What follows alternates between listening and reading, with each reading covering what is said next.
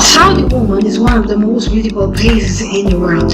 She is a mixture of Latin America, South European, and African beauty. But her beauty is just like a flower in a flower vase, but not above the table, but under the table.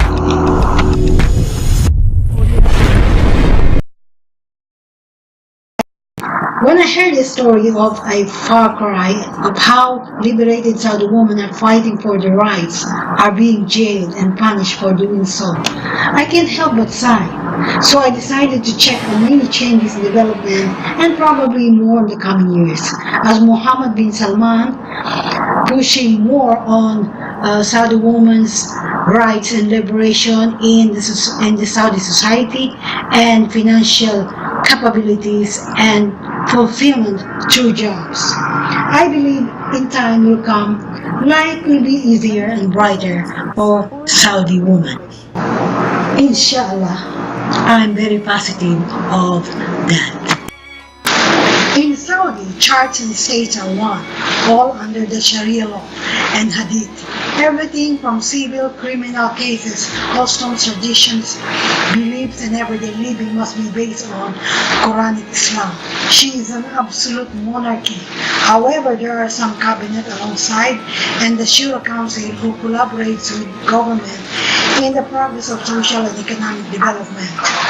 It is 150 members council, of which 36 are given to some educated and influential women in Saudi, representing the women's rights.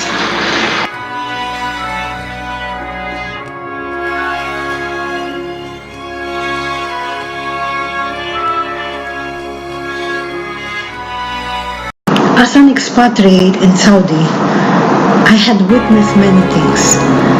I come face to face with these ladies, hearing their cries, hearing their complaints, as well as their success. Some 10 years ago, women are never allowed to get married outside of the family. It is a tradition and customary of Saudi women to be married within a family circle, second, third, or fourth degree cousin, which is chosen by the parents. But now, they can be allowed to get married from outside, especially those who are in the higher middle class society or upper class society who has been given a scholarship to study in the Western world. But it depends on the level of open-mindedness of their parents. They can even allow to get married with foreigners. Just you have to follow the rules and the restriction of the Saudi government. But that does not necessarily mean that the children will be given the Saudi citizenship. Before, they are not allowed to drive because they are not supposed to go out alone. Their father or brother must always take care of them, or hired a foreign family driver. But because of Saudization, where the king wanted to decrease the volume of foreign workers, they decided to let the woman drive their car on 2018. Now I can see some women driving happily on the street and proud of themselves.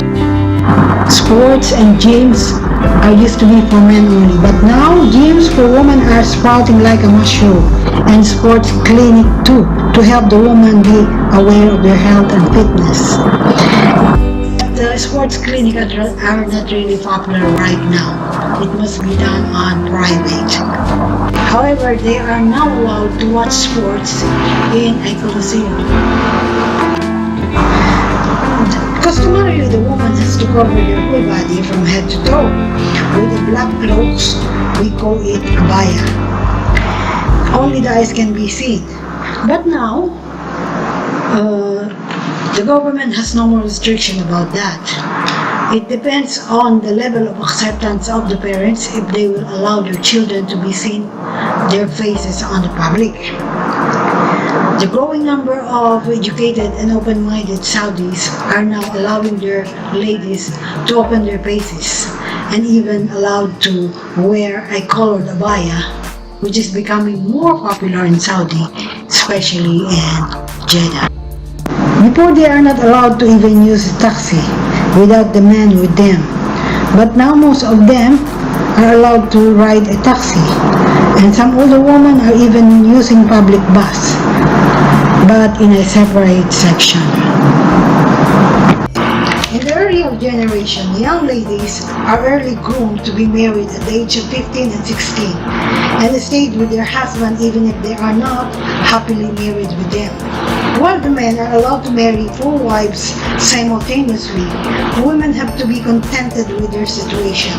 She has no right to disagree, especially if she is sick or incapable of giving her man's obligation. The number of divorces are rising in Saudi women despite the truth that when they themselves ask for divorce, their husband has the sole custody to their children.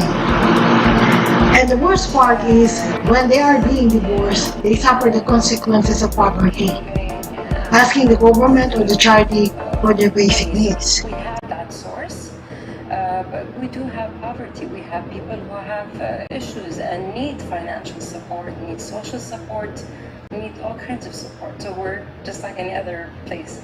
But now, Saudi women are starting to go to college, be educated, and work their way for financial independence. MashaAllah. You will now see a lot of Saudi women on the hospital as a medical and office staff, in bank, in salon, in school, as a teacher, and in the mall, as a sales lady, especially in lingerie section, in grocery store as a cashier, and so many more. Now this woman don't have to rely from men for their financial needs, be divorcee or not. MashaAllah. Marhaba.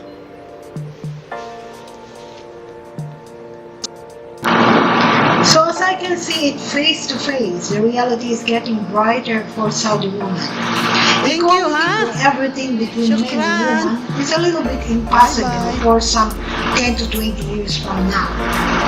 However, alalong bagay, I can say this progress gives Saudi women this time to take their breath away. Alhamdulillah. Isn't it wonderful? Thank you guys for watching. Subscribe for more, and I'll give you the latest issue and latest updated issue without breaking the law and Saudi.